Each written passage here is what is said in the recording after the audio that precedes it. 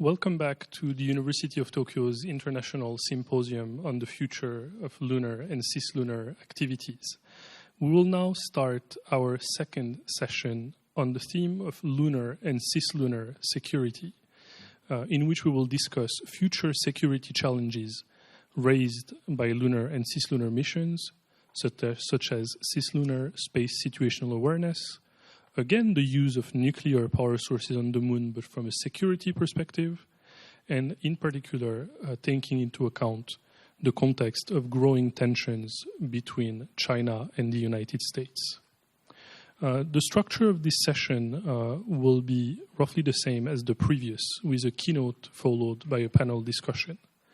The session's keynote speaker, Dr. Rajeswari Rajagopalan, will provide us with her views on the strategic and security dimensions of this new race to the moon. There is a big echo. Dr. Rajag... Is there still an echo? No, it's okay. Dr. Rajagopalan is a distinguished fellow and heads the Nuclear and Space Policy Initiative at the Observer Research Foundation. She's also a non-resident Indo-Pacific Fellow at the Perth US-Asia Center from April to December 2020.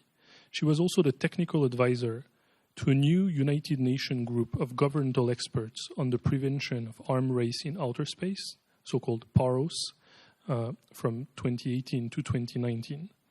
As a senior Asia defense writer for The Diplomat, she writes a weekly column on Asian strategic issues. Dr. Rajagopalan joined the Observer Research Foundation after a 5-year stint at the National Security Council Secretariat of the Government of India, where she served as an assistant director. Raji, the floor is yours for your keynote. Thank you, Quintin. It's an absolute pleasure to be here. And just a quick sort of update and slide this thing. So right now, I'm a director of the Center for Security Strategy and Technology at the Observer Research Foundation. And I think you had another colleague of mine, Alice Gorman, earlier. I am also one of the vice chairs of the GEXLA, the Global Expert Group on Sustainable Lunar Activities. So this, I thought that introduction made sort of some particular relevance in this context, given that we are discussing future lunar and cislunar missions. So good afternoon, everyone, and I'm delighted to be joining this international symposium on lunar and cislunar activities. It's a very pertinent time to discuss some of these activities. I want to begin by thanking the organizers, the University of Tokyo, for inviting me here today. It's been more than 50 years since Neil Armstrong and his lunar module pilot, Edwin Aldrin, set foot on the moon, changing the course of space exploration. Since then, there have been 6 crewed missions by NASA under the Apollo program and several more uncrewed missions by the Soviet Union, European Space Agency, Japan, China, and India, which returned to Earth with samples from the surface of the moon. In 2019, American President Donald Trump announced that the US was returning to crewed missions, not only to the moon, but to Mars and beyond.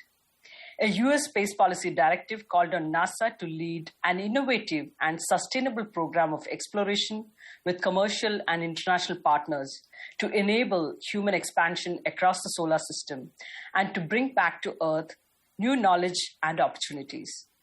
Trump highlighted that the US missions are also meant to use the lunar surface as a crucial training ground and as a technology demonstration test site to undertake human missions to Mars and across the solar system. But the US is not the only one eyeing these ambitious missions. China too has announced big plans for its moon missions. Even as space agencies around the world were applauding China for soft landing the Chang'e 4 on the far side of the moon in January 2019, Beijing revealed its plans for additional lunar missions that would set a firm foundation for a possible science and research base on moon. Clearly, the historic landing gave a huge boost to China's confidence in undertaking complex space exploration missions, and many more accomplishments and ambitious targets too. And this is only the beginning of China and its lunar aspirations. But within Asia or the Indo-Pacific, China is not alone in pursuing such goals. Asia has other contestants in outer space. Both Japan and India have been eyeing the growth of China's military space program under the leadership of the People's Liberation Army. The changing balance of power equations in Asia, along with the troubled history among key Asian powers, are likely to lead to competition in the outer space domain as well. Even though China has time and again reiterated that its space program is a peaceful one, there have not been too many takers. On the contrary, China's achievements are driving India and Japan to cooperate with each other to keep up. The India-Japan strategic partnership has been growing stronger, and this also extends to their cooperation on matters of outer space. The two countries have expanded their partnership in significant ways, engaging in civil space exploration to space security dialogue in order to address the growing space security threats in the Indo-Pacific neighborhood. The India-Japan space security dialogue is an indication of the comfort levels between Tokyo and New Delhi. The bilateral space partnership between the two is also driven by the increasing alignment of their strategic thinking in shaping a stable and secure Asian strategic order. But even as the politics continue, we need to engage in lunar activities in a safe and sustainable manner, for which one of the essential requirements is lunar space situational awareness. With growing lunar and cislunar activities, space situational awareness and space traffic management (STM) and SSA are important. Typically, the focus has been on near-Earth region, which is a highly contested region with satellites and space debris objects.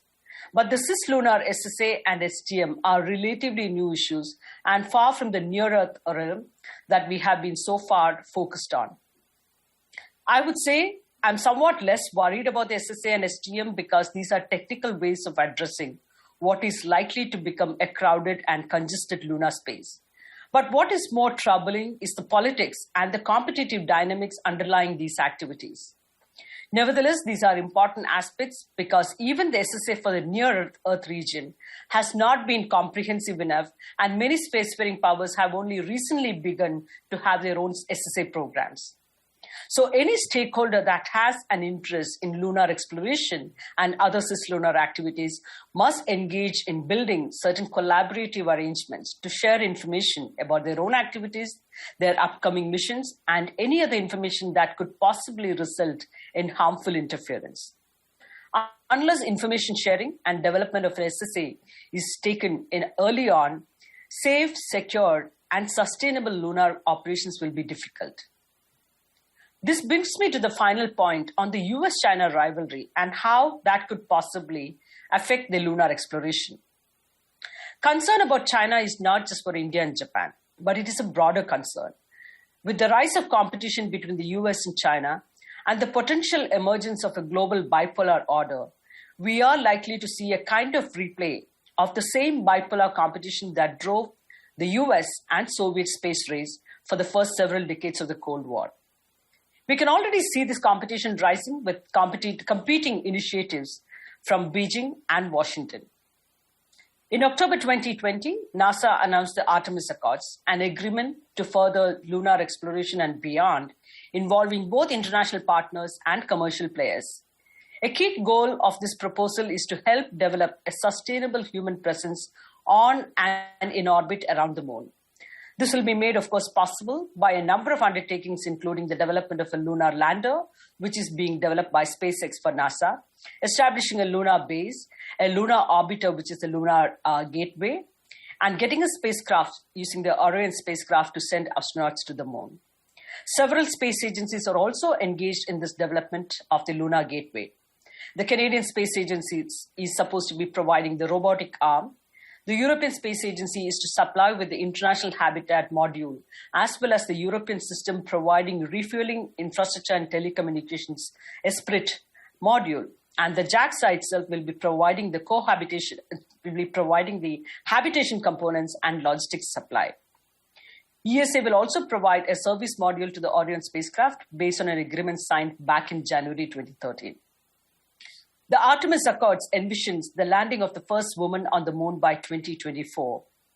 The accords are driven by key principles enshrined in outer space international agreements, including the foundational legal instrument, the Outer Space Treaty of 1967, which emphasize peaceful exploration, transparency, interoperability, emergency assistance, registration of objects, release of scientific data, preserving of outer space heritage, preventing of harmful interference, and safe disposal of space debris. Therefore, these accords are seen as reiterating and strengthening the existing international space regime. The current partners of the Artemis mission include Australia, Canada, Italy, Japan, Luxembourg, New Zealand, Republic of Korea, UK, the United Arab Emirates, Ukraine, and the US, of course. The US taking the leadership in the lunar exploration is significant because it can help frame broad rules of the road for such engagements. But a number of key states engaged in lunar exploration activities have not joined the accords. Countries such as China, Russia, and India are yet to endorse or sign the accords. It is important that, therefore, these key states also become party to such arrangements because lunar as well as cislunar activities are gaining more traction with more countries as well as commercial players pursuing such activities.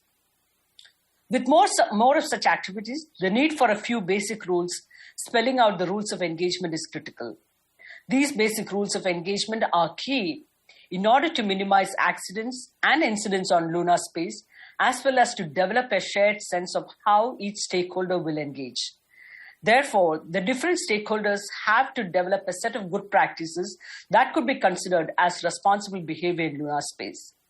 These could be in the form of norms, guidelines, standards, but developing new norms or binding commitments or any new governance measures is seen as an uphill task considering the current state of international politics. The major power relations, characterized by competition and rivalry, especially the US-China rivalry, have not been helpful in this regard. Breaking the current deadlock in multilateral discussions has not been successful because of this growing sense of rivalry. Meanwhile, let me also say, it's not just the Artemis Accord that is pushing for an international partnership and governance model with regard to lunar explorations. In March 2021, China and Russia proposed to build an international lunar research station, ILRS, and the two are currently calling on other countries and international organizations to join their endeavor. The two countries announced that the ILRS on the sidelines of the 58th session of the COPUOS in April. The China National Space Administration and Russia's Roscosmos have invited partners to join them at all stages of the ILRS proposal, including planning, design, research, development, implementation, and, of course, operations. Roscosmos, in an interview in December last year, characterized its proposal as an open and inclusive one that will be operational by 2035.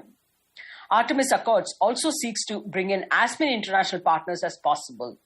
But the Russia-China characterization is that it is an exclusive nature for mimicking a space-based NATO. That is a political comment in nature, impinging on any possible cooperation between the two initiatives. Opposition based on political leanings is already visible and is not useful as we look ahead in terms of any cooperation in scientific terms or from a governance perspective.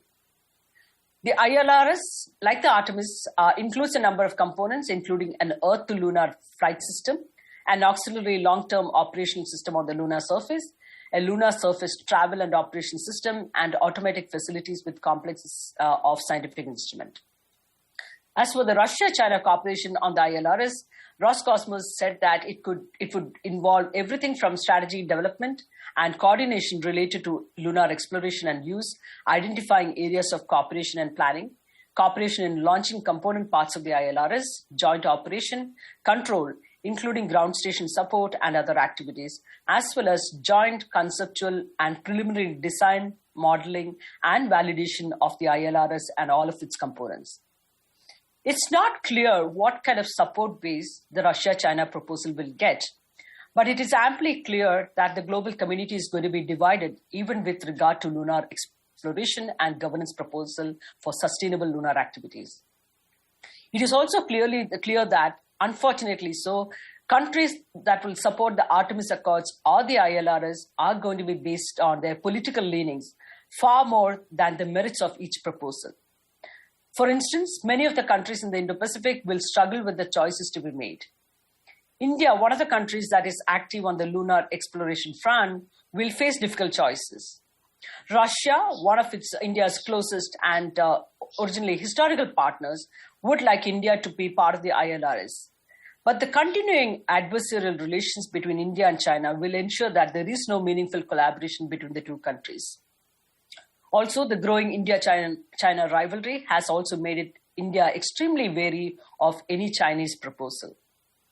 Therefore, as we can see, we are seeing another development of a new bipolar competition in space between the United States and China. As I said earlier, there are strong similarities here with the early Cold War space race between the US and Soviet Union. But there are also some important differences. The most important and obvious difference is that space technology and capability are at a very different level from what it was in the 1950s and 60s. At that time, it was the monopoly of the two superpowers. But today, space technology has spread, and very many others have now quite elaborate space programs. Equally, the two key powers are no longer capable of doing everything on their own. Therefore, we see not a strict bipolar competition, but a competition between two groups of states with two great powers leading each group. But they're also taking and requiring significant help from their partners. The US is somewhat better positioned because it has more allies, and these allies have better technology and resources that they can devote to outer space venture. Of course, both China and Russia are also very capable, and they have very advanced space programs. But they don't have very many other allies who can join them in these efforts with capabilities. It is possible that a few more countries might join Russia and China in their ILRS initiative, but they are unlikely to have the kind of capabilities that the US and its allies can bring on. So let me conclude by reiterating that increasing terrestrial competition among great powers is likely to find its reflection in all kinds of space activities, including lunar exploration and cislunar activities. While an argument could be made that competition could spur further investment and initiatives towards further space exploration, I do think that the negative consequences of this competition is far more severe than any positive effects.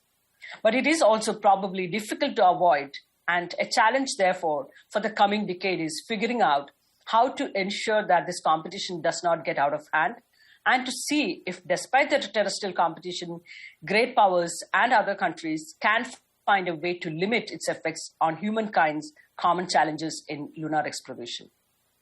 Once again, I want to thank you for your patience, and thank you to the organizers for inviting me to share my thoughts with you today. Thank you.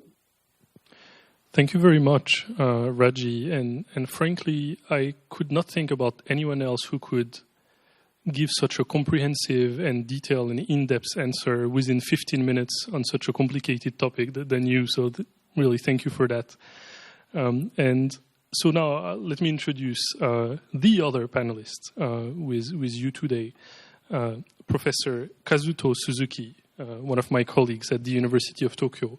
He's a professor of science and technology policy at the Graduate School of Public Policy and a senior fellow of the Asia-Pacific Initiative, an independent policy think tank.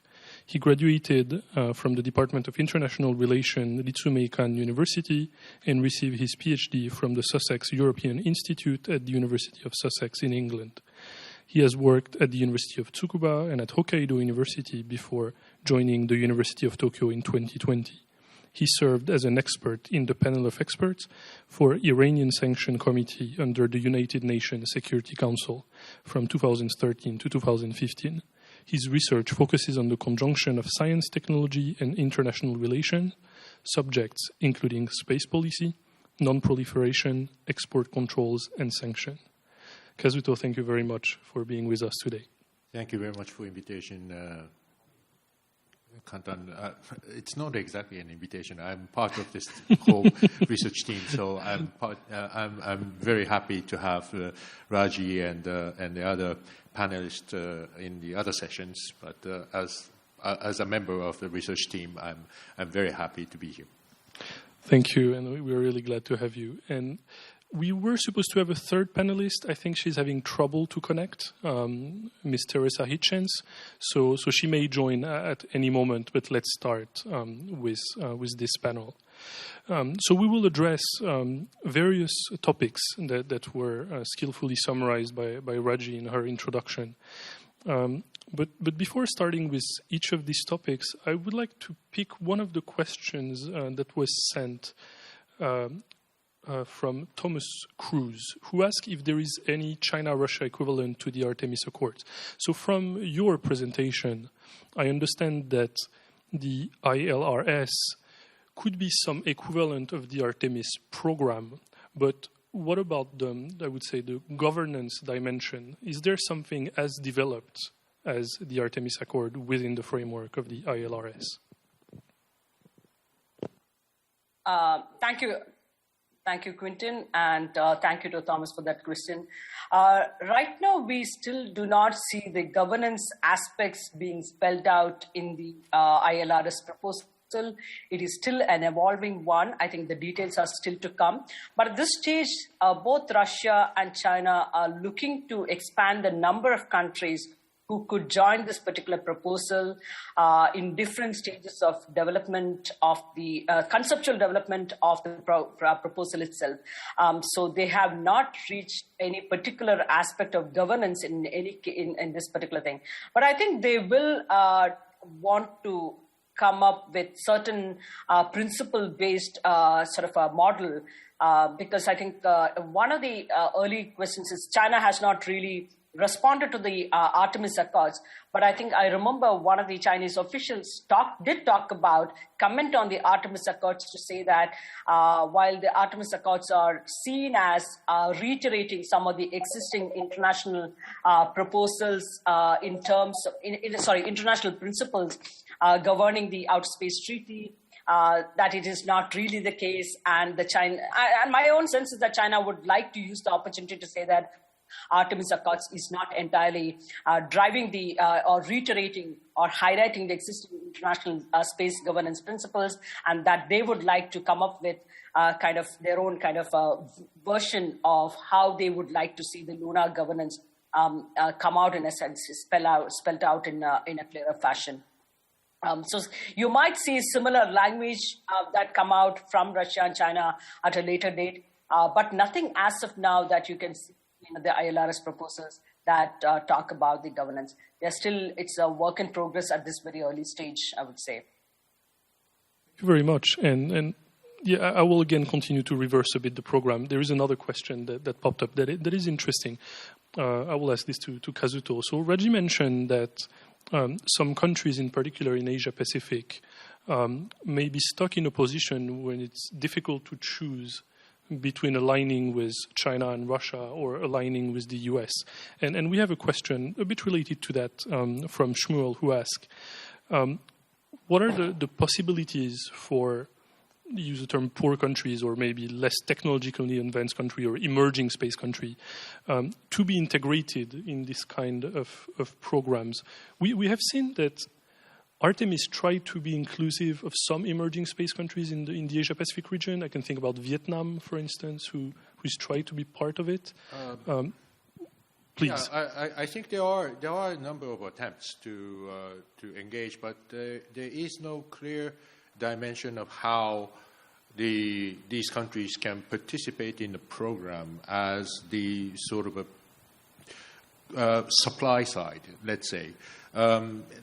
Because the exploration in the cislunar and the lunar technology is perhaps very hard, even for the countries with a lot of experience in the spacefaring activities. But I think the much more likely possibility is that these countries can be a demand side of the program, which means that using the gateways and the lunar surface or some types of, scientific experiments. They can be part of the shareholding partner of the commercial activities on the resource developments. These kind of things can be possible. So they may have a variety of ways in which to access to the Artemis program. But I think it will be difficult to be a part of the supply side to contribute technologically for the entire program.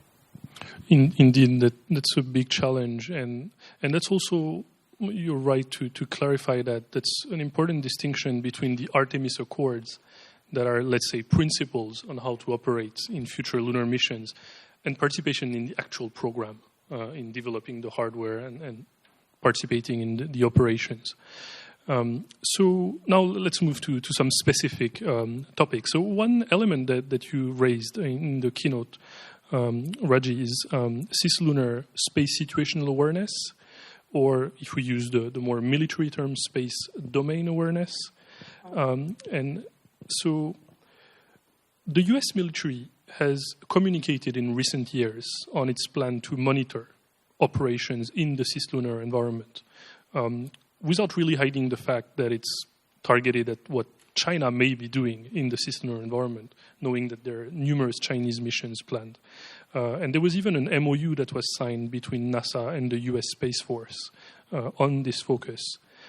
Do you have any information on, let's say, the motivation status of this program? And I would say, to put it simply, what is the rationale to monitor the lunar and cislunar domains from a security viewpoint? Is it based on actual needs, or is it just a way to add put an additional coin in the machine of the confrontation with China? Yeah, thanks, Quintin. That's a great question. And I would say that it's a combination of the two, because on the one hand, there's been an increase in the number of actors involved and more players getting involved in lunar and cislunar activities. So that's itself, the lunar space is going to get more crowded, and therefore there is a need to track, there is a need to be aware of who is where, and so on and so forth. In addition, there is also the diversity of actors. These exploratory activities, space lunar operations, are no more conducted merely by state players alone. There are going to be industry players, there are other stakeholders getting active on this front. So the need to be aware of the lunar environment is very critical. So SDA, space domain awareness, is absolutely critical in this regard. But the second bit, the China angle, is also becoming very pertinent. And as China becomes more powerful, especially in the space domain, making very impressive strides even in the lunar domain, it is very natural for others to know what China might be doing, what kind of activities it is engaged in, and what China and Russia might be engaged in, because the Russia-China collaboration in space, in lunar activities, is also becoming something more strategic in nature. So there is clearly that strategic or security angle, which is also becoming very, very prominent. And of course, I think none of this is happening in a vacuum. There is the changing geopolitics, the changing balance of power dynamics that will affect that are affecting the current dynamics, and the constant need to stay one-up, the need for one-upmanship in terms of the rivalry between US and China is also very clear. So when the US says that we need to extend or expand our SDA capabilities to understand the lunar and cislunar environment, it is very, very logical, because you are, like I said earlier, you are beginning to see the kind of an early Cold War competition that played out between the US and Soviet Union, now beginning to happen between the US and China.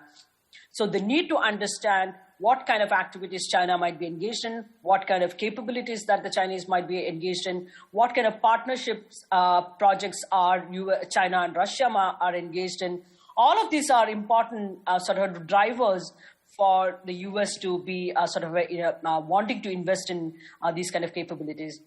So I don't see it as a surprising thing, and I would say that it is a combination of the two. There is a genuine requirement, capability requirement to understand if you have to be able to sustain safe, secure, and sustainable lunar operation and cislunar activities, you have to have that conscious awareness of what is happening in that environment. So there is certainly a need-based requirement, but also the security angle cannot be ignored. That is also an important driver increasingly.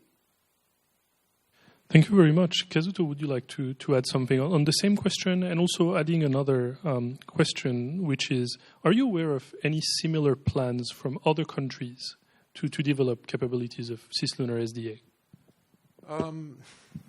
Well, I don't think there is any countries preparing for doing the space domain awareness on the cislunar and lunar environment, but there are discussions about the providing the navigation signals to around the cislunar sphere. The Japanese company called the ArcEdge is now planning to do the cislunar GPS kind of navigation positioning satellite systems. So I think there is a growing demand, particularly in the prospect of the increasing access to the cislunar and lunar surface by the private companies. I think there are demands for such basic infrastructure of the navigations, communication, and the space domain awareness. So everyone wants to understand what's going on and where they are, and to have these information is critical to have an operation, particularly when there are a number of competing companies are engaged into the resource development. We already seen the possible collision of the probes, the satellites around the lunar orbit. So I think sooner or later we need to have some sort of space traffic management, which doesn't exist around the Earth orbit. But I think lunar orbit is a sort of the tabula rasa. It's a blank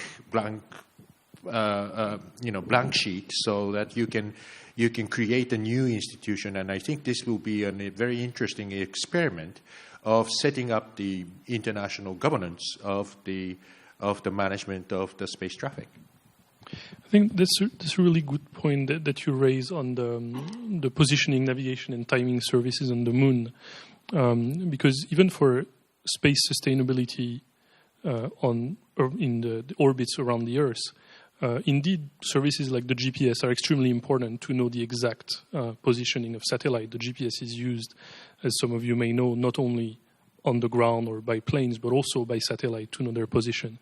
So this will indeed contribute a lot to sustainability in the cislunar environment. And you mentioned ArcEdge Space. As a matter of fact, Professor Fukuyo, who is the CEO of ArcEdge Space, will be participating in the commercial panel just after this one, and I'm sure you will be able to answer some questions about PNT services. Now, we have a question that is somewhat related to this topic from Fujio Mitsui, who questions, I would say, whether this development of SSA, SDA, and we could say the mutual surveillance by big actors will, in the end, not contribute to improving security challenges in the cislunar environment. What do you think about that, Raji? Can you just repeat the question? Sorry, I just missed the connection. Whether the proliferation of capabilities for SDA in the cislunar environment wouldn't be a good thing, in the sense that by mutual surveillance, it will reduce tensions between, let's say, the US and China.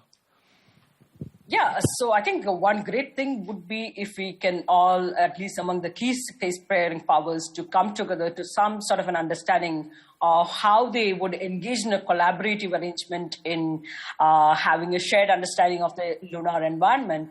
But I think in a sort of the bigger problem is that the politics cannot be kept aside. So if the states are able to keep the politics aside and the technologists and the scientific community, if they are able to work together in having a shared understanding of the environment, I think that's a great start. But to me, at this point of time, given the kind of strength, augmented the boosting of rivalry between the between US and China and the rival camps, essentially, you have China and Russia on the one side, and you have the US leading on the other side.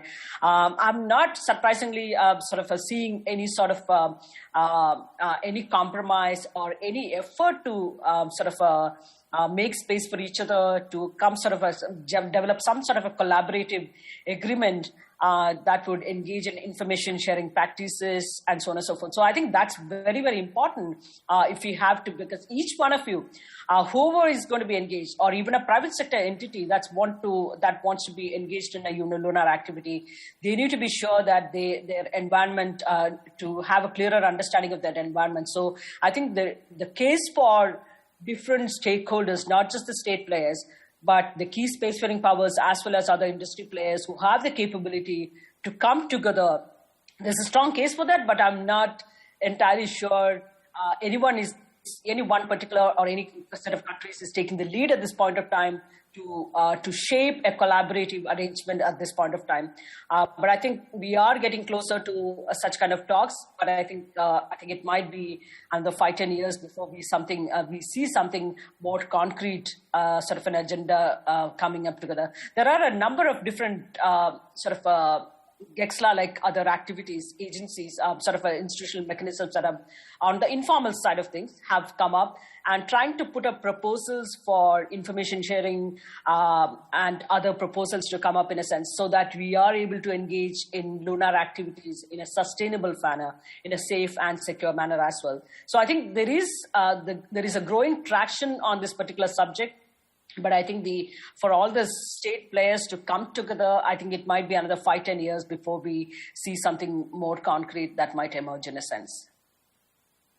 Thank you. And indeed, that's related to what Kazuto was saying about space traffic management in the cislunar environment. And that's true that it's sometimes a bit depressing for us in this field to see the little progress that is being done on space traffic management in orbits around the Earth. And so there is always this hope that in this new environment that is the Moon, maybe we can achieve something that can then inform what we do in, let's say, low Earth orbit. But now let's move to the theme 2 of this discussion.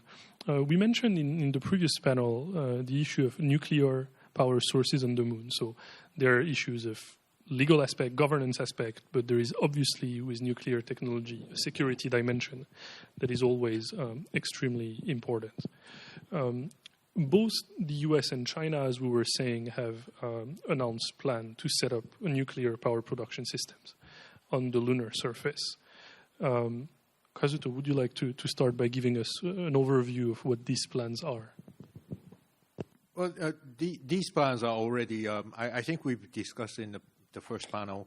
The United States is now planning to do the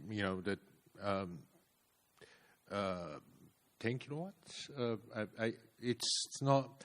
I am not fully familiar with their plannings, but the China is now planning to do a much bigger and powerful nuclear power station, and that is the 10 times more powerful than the U.S. Nuclear power station. I think there is not much big questions about the nuclear stations. On the one hand, yes, there is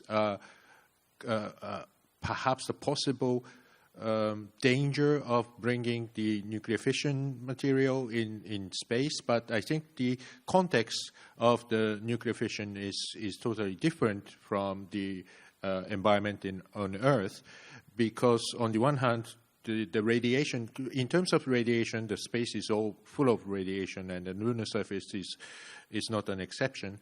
And the second, I think there is no air, so that there will be no internal exposure by intaking the radioactive particles. And the third, it's very powerful, therefore, and there will be no other alternatives rather than the solar panel to have the powerful power generation on the surface of the moon. So at the end of the day, I think the nuclear is a viable option for supplying the electricity on the activities for the lunar. Not only the resource development, as John mentioned in the previous panel, but also, building up the ILRS, the research station, or having the habitats,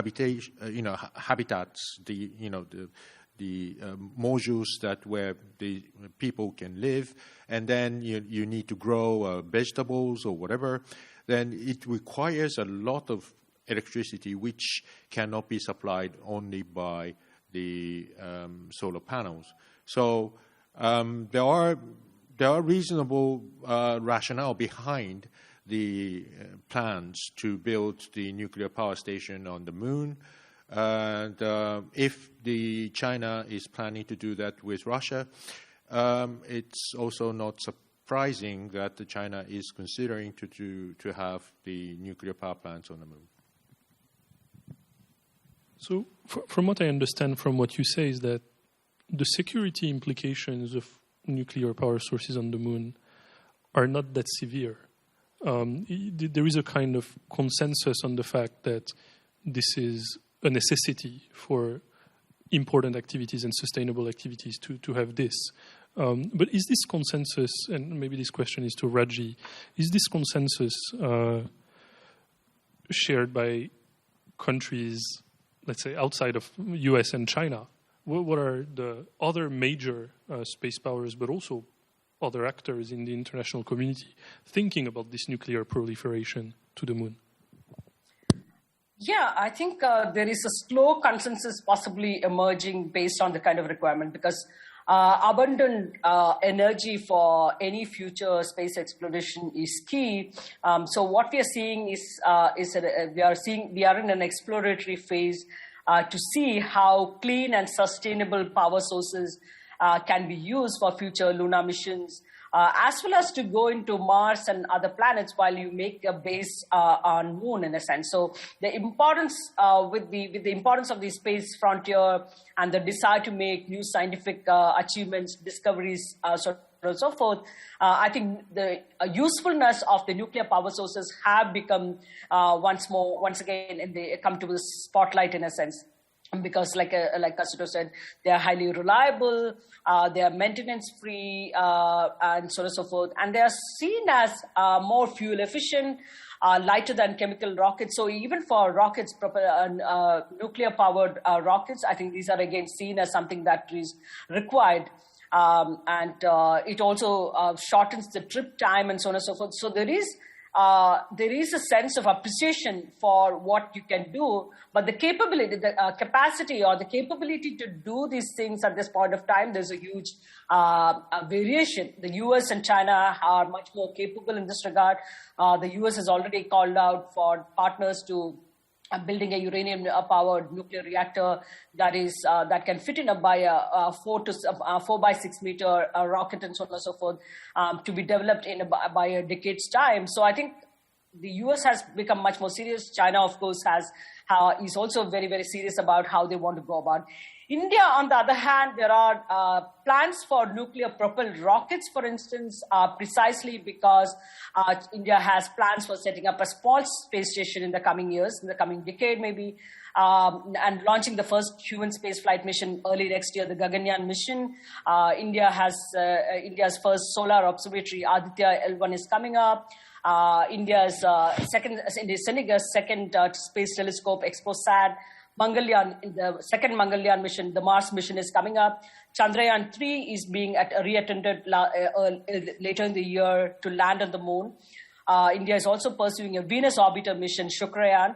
So with all of these missions, upcoming missions, nuclear-powered rockets are considered important in a sense. So India is already calling out on partners to develop some of these programs in a sense. So in that sense, given these kind of upcoming missions, India's decision also to invest in nuclear thermal propulsion technology appears somewhat inevitable in a sense. And these are not anything new, but these had been long given up for a variety of reasons: budget constraints, complicated designs, and so on and so forth, and progressive and alternate sources of energy. All of that had made this the nuclear energy as countries had given up on that. But now I think there is, once again, this is back in fashion, because I think it's just not just China and the US, but there are other countries who are also taking their own baby steps in kind of exploring, making space exploration a key aspect of their activities. So ESA, the European Space Agency, has also plans to invest on technologies in this regard.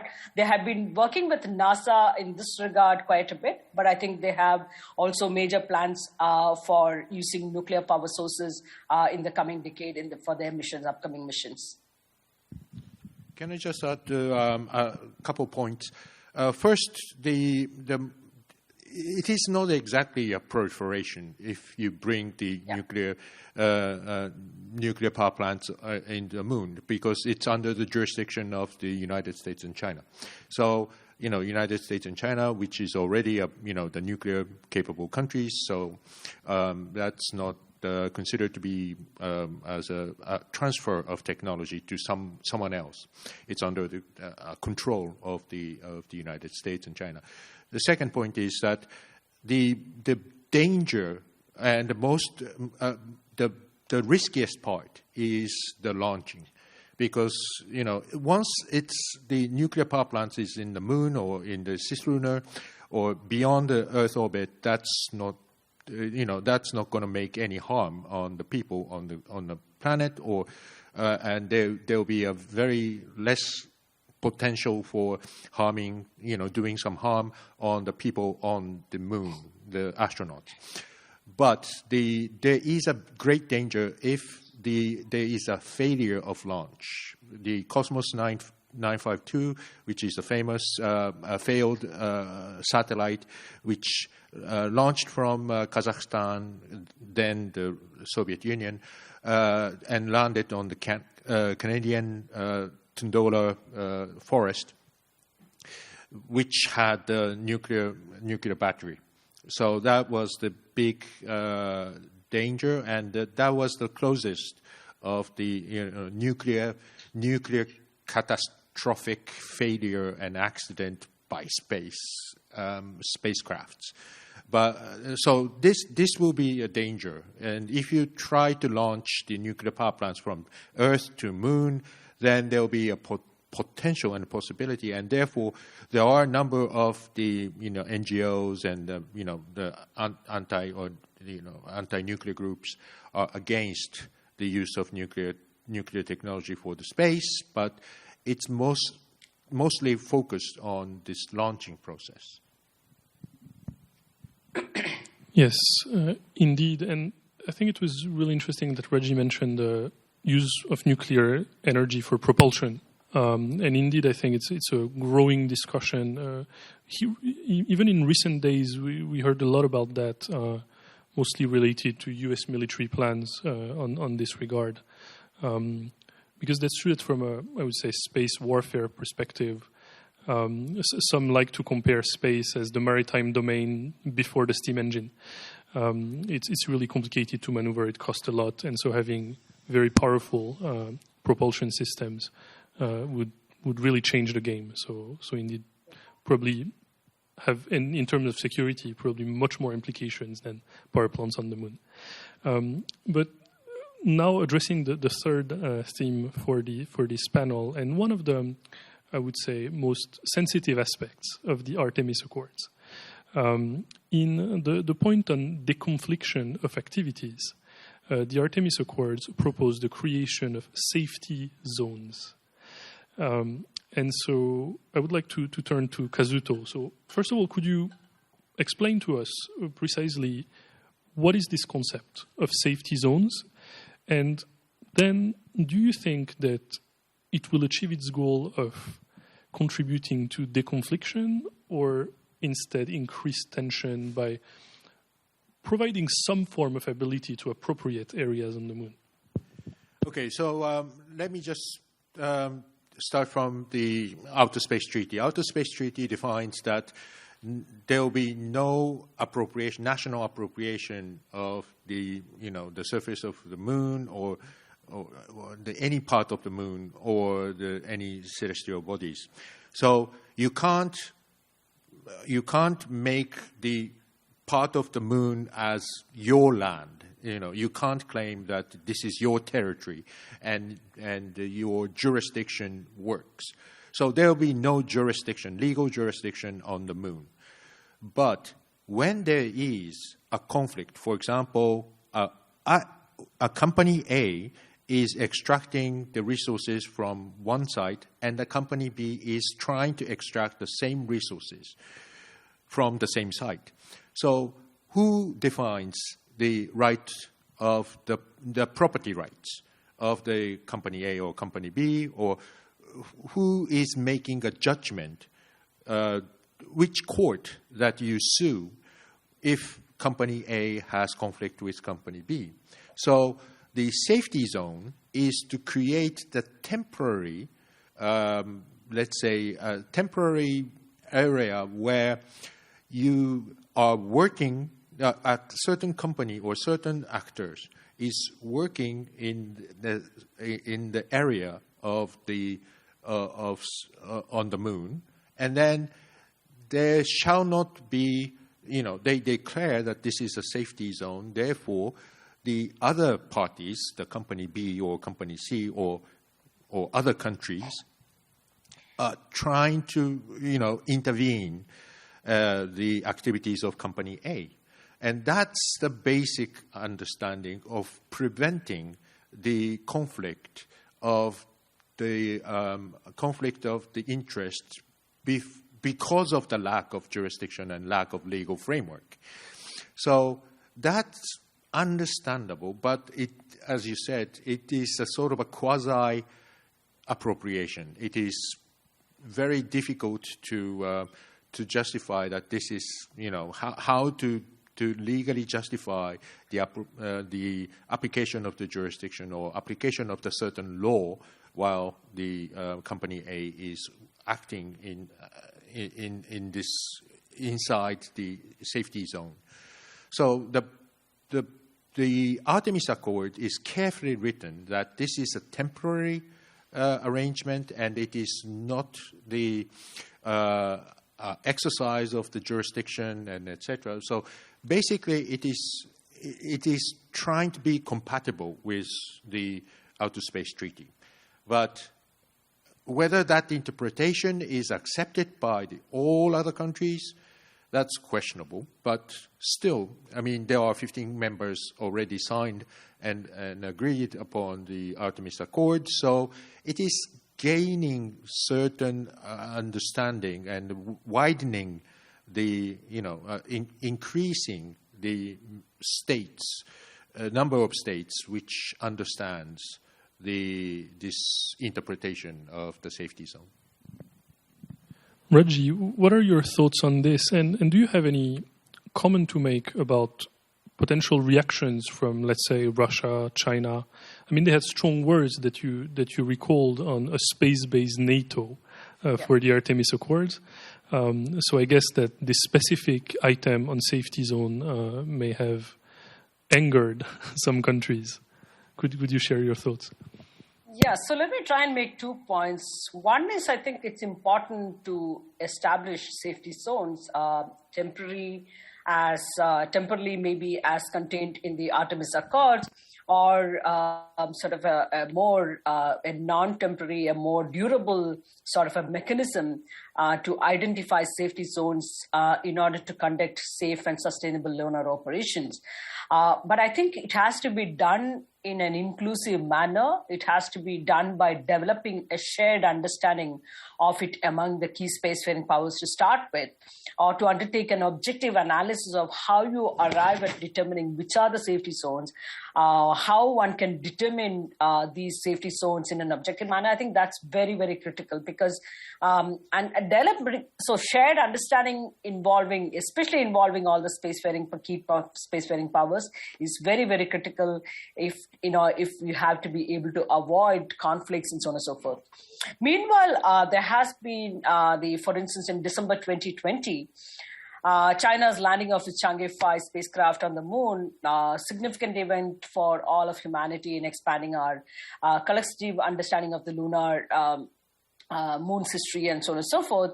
But the planting of the Chinese flag on the lunar surface has raised some questions about the extension of China's national laws to other celestial bodies, because Beijing has generally increasingly sought to extend its laws beyond its borders, and therefore would China use the flag planting in order to justify the extension of its jurisdiction? Again, I'm just these are questions that have come up in recent times. Of course, American flags have always been there. There are 6 American flags that were planted during the Apollo missions across the different landing sites. But the US later clarified its intentions in a law passed by the Congress describing the flag planting as a symbolic gesture of national pride in certain achievements. But Beijing, on the other hand, has used this there have been previous attempts where they have applied domestic national security laws extraterritorially, and the protection of China's national flag in all circumstances has been a central theme in a sense, whether it in terms of in 2020 when the pro-Hong Kong protesters burned the Chinese flag outside Beijing's embassy in London, and how China came out very, very strongly against this particular action, saying that this amounted to desecration and violated China's 1990 flag law and the 2020 Hong Kong national security law. So in a sense, protection of national flag is a national security matter under China's flag law, and therefore any attempt to deface or tarnish or anything that might happen to the flag that has been planted on the surface of the moon will be considered illegal in a sense. So there are questions whether this was a calculated decision on the part of China to plant its national flag, and whether this is a start of a further escalation in the competition and rivalry that we are seeing between Russia and between China and the US in outer space. So it can only be hoped that both sides continue to abide by the fact that we have to go by the foundational treaty mechanism, that is Outer Space Treaty, as well as other treaties and conventions that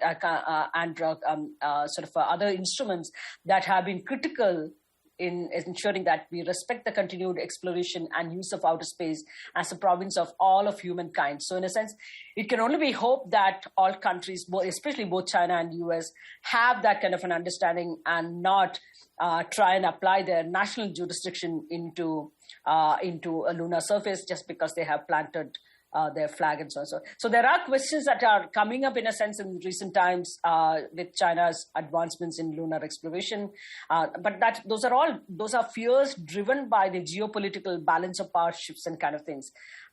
So maybe at some stage, if we all evolve to sit together, have a successful multilateral negotiation, that process, the starting of a successful multilateral negotiation discussions happening, I think many of these issues can be talked out, and some sort of an arrangement can be, a shared understanding can be arrived at. Thank you very much, and we are perfectly on time, so I would like to take one short question if you can answer, because in 1 minute we have another question from Fujio Mitsui.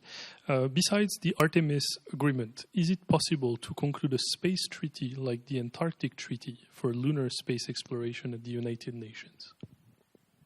It is possible. I think we already have a moon agreement, moon treaty. So it's the pretty much the Antarctica, the Treaty of Antarctica on the moon. But the problem is that there is no major spacefaring nations ratified the Moon Treaty.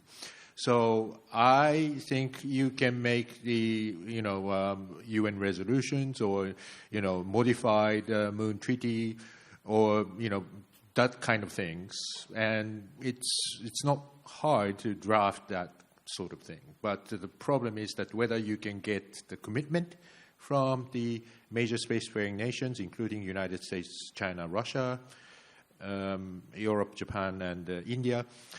I think it is very difficult. So it has to be something beyond the Treaty of Antarctica, and we need to see some sort of a flexibility in terms of the resource extractions and the other sort of things. But I do agree that we need to have some sort of an arrangement to make sure that there will be no conflict of interest or potentially the physical kinetic conflict on the surface of the moon. So I think we need to have some sort of a forum to discuss. But at this moment, the Artemis Accord is the best thing that we can come up with. Thank you very much. And so we are perfectly on time, as I was saying. So I would like to thank Raji and Kazuto for joining us today. I think it was a fascinating discussion. And now, so we will prepare for the third session of this event. So please wait for a couple of minutes while we install the panelists on stage. Thank you very much, Raji. Thank you, Kazuto. Thank you.